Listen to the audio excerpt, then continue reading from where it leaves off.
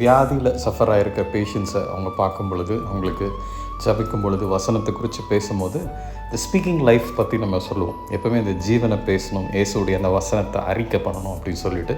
அப்போ அவங்க கேட்குற ஒரு காமன் கொஸ்டின் என்னென்னா, இவ்வளோ வியாதியில் நான் அவதப்பட்டு கொண்டிருக்கிறேன், நான் ஜெபம் பண்ணுறேன், பட் ஆனால் எந்த இம்ப்ரூவ்மெண்ட்ஸும் எனக்கு கிடையாது. How can I speak life?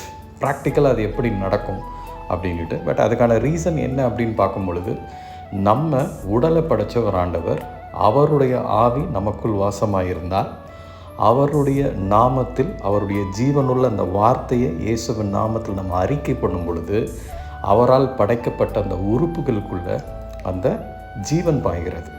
அப்போ அந்த உலர்ந்த எலும்புகள் எப்படி தேவனுடைய ஆவியும் வார்த்தையும் போகும் பொழுது ஜீவன் பெறுகிறதோ, அதே போல் நமக்கு பாதிக்கப்பட்டிருக்கிற உறுப்புகள், வியாதிகள் எதுவாக இருந்தாலும் கர்த்தர் தன் வசனத்தை அடித்து நமக்கு சுகமாக்குகிறார். அப்போது ஒரு பெரிய ஜெயம் உண்டாகிறது.